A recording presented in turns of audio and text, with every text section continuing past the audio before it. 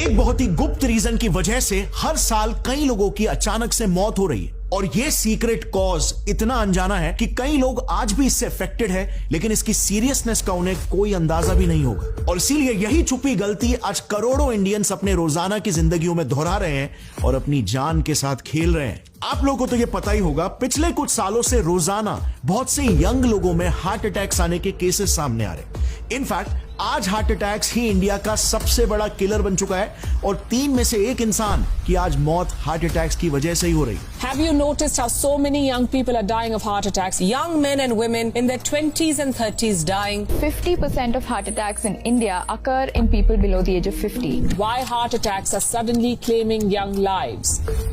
अब इंटरेस्टिंग बात यहां पर यह है कि डॉक्टर्स ना अभी तक मोस्टली हार्ट अटैक्स के लिए सिर्फ कोलेस्ट्रॉल को ही जिम्मेदार माना करते थे और इसीलिए इनके सारे सॉल्यूशंस मोस्टली सिर्फ बैड कोलेस्ट्रॉल को कम करने और गुड कोलेस्ट्रॉल को बढ़ाने तक ही सीमित हुआ करते थे, ताकि आपके हार्ट की नसें ब्लॉक ना हो और आपको हार्ट अटैक ना हो। बट हाल ही में जो रिसर्च कंडक्ट किया गया उसमें हार्ट अटैक्स के एक ऐसे गुप्त कारण का पता चला जो कोलेस्ट्रॉल से भी ज्यादा खतरनाक और जानलेवा हो सकता है अगर सही समय पर इसका ट्रीटमेंट नहीं हो पाए तो। इस नए रिसर्च में वैज्ञानिकों ने टोटल 101 हार्ट पेशेंट्स के ब्लॉक्ड नसों से सैंपल्स इकट्ठा किए। जब इन सैंपल्स को उन्होंने अपने लैब में टेस्ट किया तो पता चला उन 101 पेशेंट्स में से करीब 78% पेशेंट्स की नसें कुछ ऐसे बैक्टीरिया ने ब्लॉक करके रखी थी। अब इंटरेस्टिंग बात यहां पर यह है कि एग्जैक्टली वही बैक्टीरिया था जो उन पेशेंट्स के दांतों में भी इंफेक्शन फैला रहा था। यानी कि उन 78% हार्ट अटैक पेशेंट्स जिन्हें हार्ट अटैक्स आए थे उनमें यह एक बहुत ही बड़ा कॉमन फैक्टर था और शायद उन्हें हार्ट अटैक्स मेजरली इसीलिए नहीं आए थे कि वो ऑयली खाना खा रहे थे या बैड लाइफस्टाइल या स्ट्रेस की वजह से हाई कोलेस्ट्रॉल बिल्डअप हो गया था, बल्कि शायद इसका वास्ता उनके दांतों की हेल्थ के साथ ज्यादा था। सो क्या इसका मतलब यह है कि दांत के कीटाणु जो है वो किसी तरीके से दिल तक पहुंच जा रहे हैं और हार्ट अटैक्स कॉज कर रहे हैं? वेल, जो बैक्टीरिया आपके दांतों को इन्फेक्ट करते हैं आखिर वो आपके हार्ट को कैसे इन्फेक्ट कर सकते हैं? आई मीन उन बैक्टीरिया को तो हमारे पेट से होकर गुजरना पड़ेगा और पेट में तो बहुत ही पावरफुल हाइड्रोक्लोरिक एसिड होता है जो सारे बैक्टीरिया को मोस्टली खत्म कर देता है। तो फिर आखिर ये कैसे पॉसिबल है? अब जब इन न्यू फाइंडिंग से डॉक्टर्स अपना सर खुजा रहे थे, एक माइंड ब्लोइंग ऑब्जर्वेशन एक रीनाउंड हेल्थ केयर कंपनी मायो क्लिनिक की तरफ से आया। जब उन्होंने 2005 हार्ट सर्जरीज को एसेस किया तब पता चला कि रफली हर 10 में से 1 हार्ट पेशेंट जो सर्जरी के वक्त मरा था या जिसके सर्जरी में सैकड़ों सीवियर कॉम्प्लिकेशंस आ गए थे, उन पेशेंट्स ने अपने सर्जरी के जस्ट पहले अपनी डेंटल सर्जरी करवाई थी, especially tooth extraction surgery, यानी कि दांत निकलवाना। And we know that patients that have dental problems they may be at higher risk for having more bacteria in the bloodstream and therefore may have higher risk of having an infection on that new heart valve. And infections on new and artificial heart valves is actually quite serious. अब हम दांत तो usually तब निकलवाते हैं जब infection बढ़ जाता है और वो मुंह में फैलने लगता है, राइट? और इसीलिए इस रिपोर्ट के बाद हार्ट डॉक्टर्स बिल्कुल श्योर हो गए कि ये कोई संयोग या कोइंसिडेंस बिल्कुल नहीं हो सकता। एक बहुत ही बड़ा गैप है मेडिकल साइंस के नॉलेज में जिस वजह से कई लोगों की जानें जा रही है।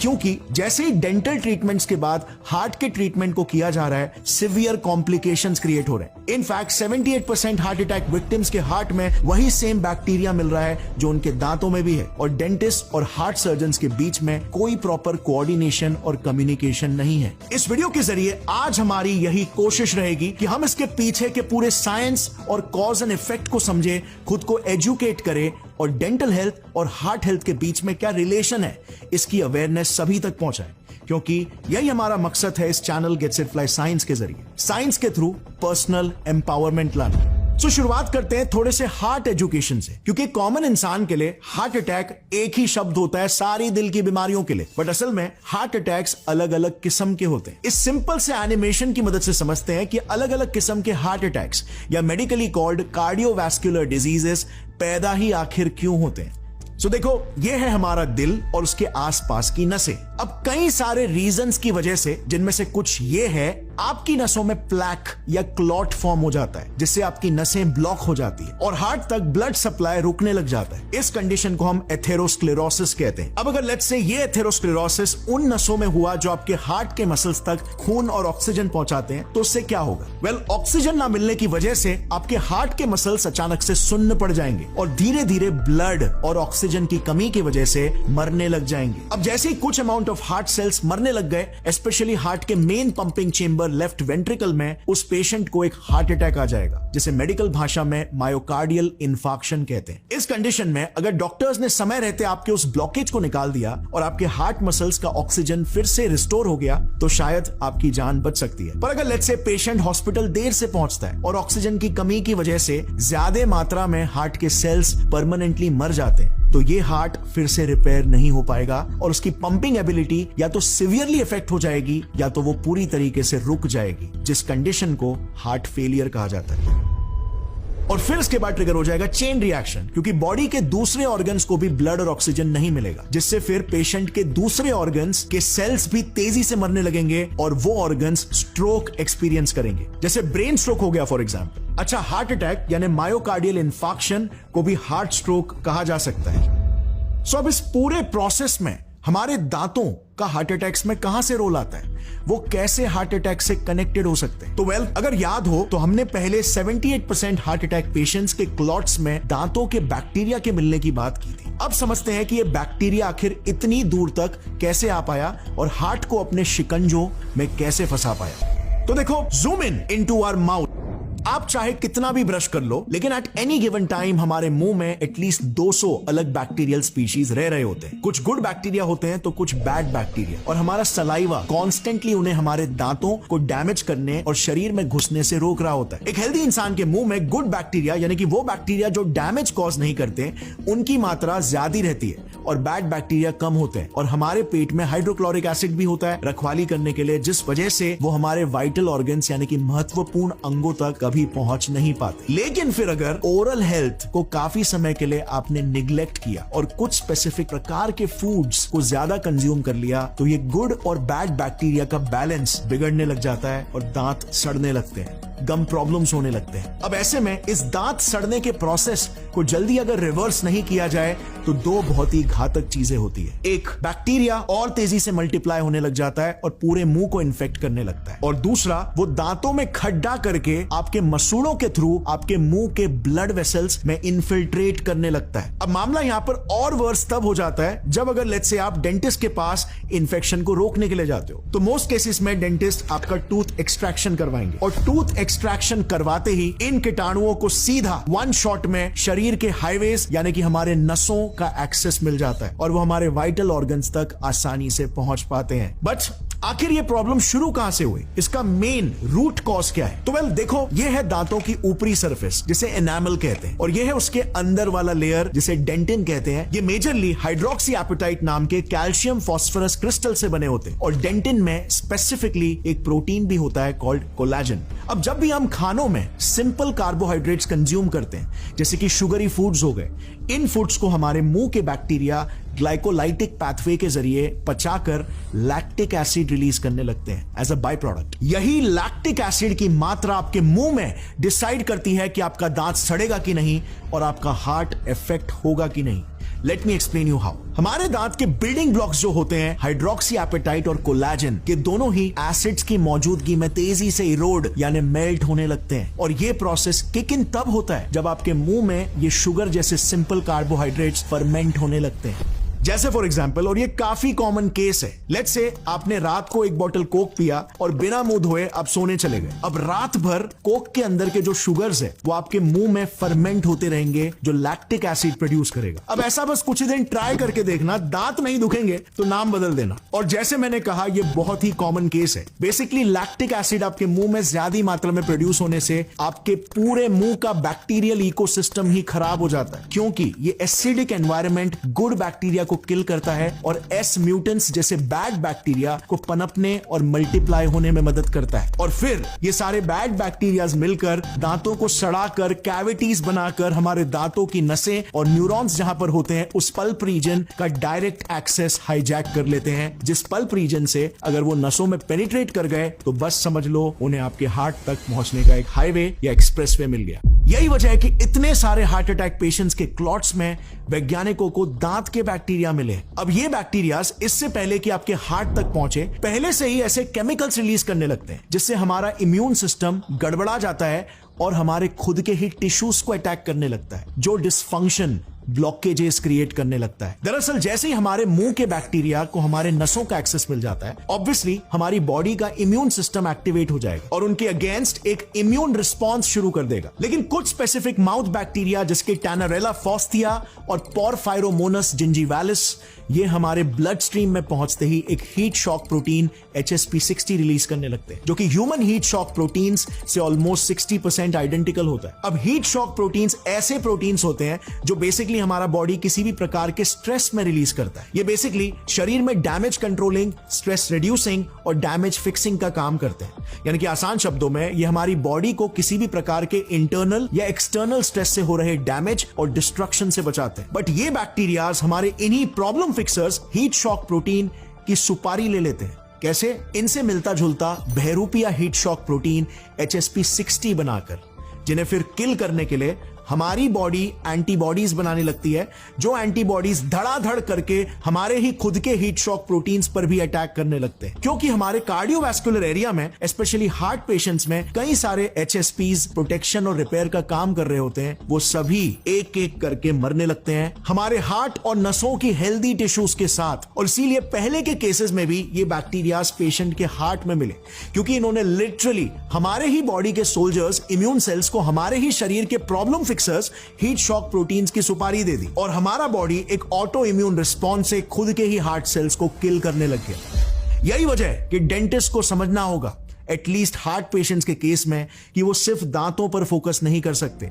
उन्हें उस पेशेंट के केस को टोटलिटी में देखना होगा। अगर पेशेंट को किसी भी प्रकार की हार्ट प्रॉब्लम है या इवन उनके कोलेस्ट्रॉल वैल्यूज गड़बड़ाए हुए हैं, तो उन्हें एज अ प्रिकॉशनरी मेजर एक प्रॉपर ट्रीटमेंट प्लान बनाना होगा, जिससे रूट कैनल्स या टूथ एक्सट्रैक्शन जैसे प्रोसीजर्स से पेशेंट की हार्ट हेल्थ इफेक्ट ना हो और किसी भी पेशेंट को वो ओवर द एज पुश ना कर दे। But in the end friends, हमारे हेल्थ की रिस्पॉन्सिबिलिटी हमारे खुद के हाथों में भी इक्वली आती है। क्यों इंडिया एक ऐसा देश है जहां पर साइंस को बस एक सब्जेक्ट की तरह देखा जाता है, बस एक करियर ऑप्शन की तरह? क्यों साइंस को एक वे ऑफ लाइफ, एक माइंडसेट या फिर एक चीट कोड की तरह नहीं देखा जाता, जो आपकी लाइफ को कई गुना ज्यादा एम्पावर कर सकता है?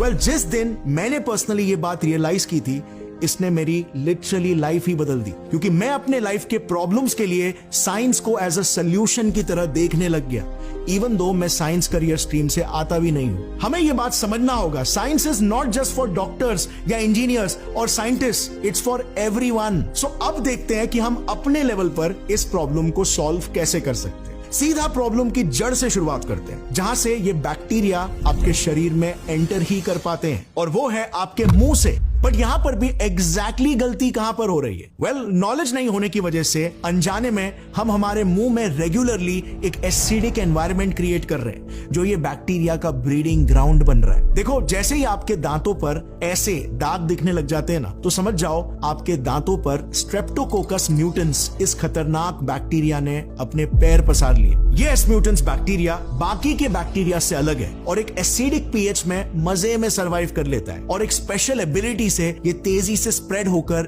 डोमिनेट करने लग जाता है। इसकी ये स्पेशल एबिलिटी है एक चिपचिपा ग्लूकोज पॉलीमर म्यूटेंट्स बना पाने की, जिससे ये नंबर 1 दांतों में लंबे समय के लिए चिपक जाता है, और नंबर 2 यही म्यूटेंट्स यानी कि उसका खाना उसे लंबे समय के लिए न्यूट्रिशन प्रोवाइड करता है, इवन अगर आप शुगर्स को खाना बंद भी कर दो अपने डाइट में तो। और इसीलिए आपके दांतों में चिपक कर वहीं पर अपनी बस्ती बसाकर दांतों में खड्डा करना शुरू कर देता है, जिसके थ्रू फिर आपके शरीर के अंदर दूसरे भी अन्य किस्म के बैक्टीरिया घुसने लगते हैं। सो इसे बीट करने के लिए सबसे पहला और इंपॉर्टेंट सोल्यूशन है, जितना हो सके शुगरी या हाई सिंपल कार्बोहाइड्रेट्स वाले फूड्स को मील्स के साथ खाओ, अकेले सिटिंग में नहीं। कई स्टडीज ये बताती है कि अगर आप लेट्स से 2 सालों तक लगातार करीब 200 ग्राम्स भी सुक्रोज यानी कि टेबल शुगर भी खाते हो तो वो ठीक है, मगर खाने के साथ खाना है, क्योंकि आपका सलाइवा खाने को डाइजेस्ट करने के साथ साथ सुक्रोज से बनने वाले एसिड को भी न्यूट्रलाइज कर देता है और दांतों को सड़ने से बचाता है। लेकिन वहीं पर अगर आप ये सुक्रोज अपने मील्स के बीच में अकेले खाते हो या फिर लेट्स से रात को अकेले खाकर सो गए तो सलाइवा पर्याप्त मात्रा में नहीं बन पाता, जिससे दांतों का सड़ना 3 से 4 गुना तेज हो जाता है। सो बेसिकली ऑड टाइम पे मीठा खाना अवॉइड करो और अगर गलती से खा भी लिया तो अपने मुंह को अच्छे से रिंस करो या ब्रश कर लो। नंबर 2, जितना हो सके सॉफ्ट ड्रिंक्स, इसकी कोक, पेप्सी या एनर्जी ड्रिंक्स को अवॉइड करो, क्योंकि इनमें हाई शुगर तो होता ही है बट साथ ही ये बैक्टीरियाज का काम और आसान कर देते हैं, क्योंकि ये खुद ही बहुत ही एसिडिक होते हैं और माउथ में भी एसिडिक एनवायरनमेंट क्रिएट कर देते हैं। ये पीएच चार्ट है जो इन ड्रिंक्स की एसिडिटी का प्रोफाइल बताता है। इस चार्ट में जितना कम पीएच उस ड्रिंक का उतना ज्यादा एसिडिक वो ड्रिंक है। और कंपैरिजन के लिए हमारे माउथ के सलाइवा का पीएच होता है 6.7 से 7 और आइडियली हमारे पूरे मुंह का पीएच वैल्यू 6.3 से नीचे नहीं जाना चाहिए, वरना एसिडिक एनवायरनमेंट क्रिएट होना स्टार्ट हो जाएगा। नंबर 3, खाने में जितना हो सके कॉम्प्लेक्स और ठोस यानी कि हार्ड फूड्स की मात्रा को बढ़ाओ। जितना आप सिंपल फूड्स जिसकी शुगर्स खाओगे उतना ही आसान हो जाता है इन बैक्टीरिया के लिए उसे ब्रेक करके अपना खाना बनाना। बट कॉम्प्लेक्स कार्बोहाइड्रेट्स जिसकी ओट्स हो गए, ब्रोकली, इवन जवार, बाजरा, व्हीट और प्रोटीन्स हो गए, इन्हें ये बैक्टीरिया आसानी से ब्रेक नहीं कर पाते। और इसी के साथ आपने नोटिस भी किया होगा कि हार्ड और कॉम्प्लेक्स फूड्स को चबाने में ज्यादा समय लगता है। इसका मतलब मुंह ज्यादा सलाइवा क्रिएट कर रहा है जो एसिडिटी को न्यूट्रलाइज कर देता है। नंबर 4, शायद चबाने में ही कुछ तो जादू है। रिसेंटली एक एक्सपेरिमेंट के तहत जब कुछ एडल्ट्स को 6 से 7 ग्राम जाइलेटॉल च्यूइंग गम हर दिन चबाने को दिया गया था तो देखा गया कि उनके दांतों में इनडेंटल कैरीज का फैलना करीब 80% से घट गया और उन सब्जेक्ट्स के पूरे मुंह में एस म्यूटेंट्स की मात्रा ड्रास्टिकली नीचे चली गई। सो यस, च्यूइंग गम्स खाना, specially the ones with xylitol in it, जैसे ये हैप्पीडेंट वाला हो गया, एंटी बैक्टीरियल है। और इवन आप जाइलेटॉल बेस्ड स्वीटनर्स को यूज कर सकते हो एक कंट्रोल्ड मैनर में as a replacement for sugar, क्योंकि इससे पहले तो आपको मीठा स्वाद भी मिल जाएगा, दूसरी चीज आपको एक्स्ट्रा कैलोरीज नहीं मिलेगी और तीसरी चीज आपका माउथ का एनवायरनमेंट भी हेल्दी रहेगा, क्योंकि इसमें जैसे हमने जाना एंटी बैक्टीरियल प्रॉपर्टीज है। नंबर 5, आप 5% फ्लोराइड्स वाले टूथपेस्ट या माउथ वॉश यूज करना स्टार्ट कर सकते हो। सो ये फ्लोराइड वाले टूथपेस्ट क्या करते हैं? वेल, 2 बड़े बेनिफिट्स। पहला तो ये बैक्टीरियोस्टैटिक होते हैं, यानी कि हर तरह के बैक्टीरिया की ग्रोथ को ये स्लो कर देते हैं इंक्लूडिंग एस म्यूटेंट्स। और दूसरा, ये रीमिनरलाइजेशन एजेंट भी है हमारे सलाइवा की तरह, यानी कि अगर कैविटीज हो गए हैं या एनामल इरोड हो चुका है, दांत डैमेज हो चुका है, ये उस प्रोसेस को रिवर्स करते हैं मिनरल्स को वापस से टीथ में डिपॉजिट करके। और इसीलिए फ्लोराइड वाले टूथपेस्ट भी एक पावरफुल टूल है माउथ हेल्थ के आर्सेनल में। अब ये तो कुछ इंपॉर्टेंट टिप्स थे, बट आपको बेसिकली गेम समझ में आ गया है इतना कि आप अपना दिमाग लगाकर अपने सॉल्यूशंस भी खुद निकाल सकते हो। गाइस, इस वीडियो में जितना मेरा मकसद आपको वो राइट नॉलेज और सॉल्यूशन देना था, उससे कहीं ज्यादा आप में वो क्यूरियोसिटी क्रिएट करना था कि आप साइंस के और हमारे शरीर के फंडामेंटल्स को समझे, ताकि आप अपनी क्रिएटिविटी से कई ऐसे सॉल्यूशंस निकाल सके जो आपकी लाइफ और आपके हेल्थ को बेनिफिट करे। Science is all about creativity and creative problem solving, but it all starts from having the right knowledge of the fundamentals, which always starts from developing an ability to ask a question. अब I know heart attacks एक बहुत ही sensitive issue है और एक बड़ा killer भी है, और इसे ट्रिगर करने के पीछे एक नहीं बल्कि एटलीस्ट 14 फैक्टर्स इन्वॉल्व है, जो कि आपको फंडामेंटली समझना ही चाहिए ताकि आप अपने फ्रेंड्स और फैमिली में इसे सही नॉलेज के थ्रू प्रिवेंट कर सको। और इसीलिए मैंने इंडिया के one of the leading heart specialist doctor Bimal Chhajer ji को एक 2 घंटे के पॉडकास्ट में बुलाया था, जिसमें हमने इनका पूरा नॉलेज और एक्सपीरियंस निचोड़ने के लिए क्वेश्चंस पूछे, जिसे देखकर आपको भी बहुत कुछ सीखने मिलेगा। तेल को लेके बहुत सारे जार्गन चलते हैं, saturated, mono unsaturated, poly unsaturated, ये सारे बकवास है कि Indians are genetically prone to develop more cholesterol, more triglyceride, blood pressure, sugar, और इसको मेटाबॉलिक सिंड्रोम बोलते हैं। अगर आपके 40 ब्लॉकेज है तो भी रोक सकते हो, अगर 70 ब्लॉकेज है तो भी रोक सकते हो, और 90 ब्लॉकेज है तो भी रोक सकते हो। आपका एक जादू डाइट है जिससे वेट जादू से कम हो जाता है, तो डाइट क्या है जरा बताना। सो यहां पर स्क्रीन पर क्लिक करके वो पॉडकास्ट जरूर देखना। Stay fit everyone, keep questioning and keep learning. जय हिंद।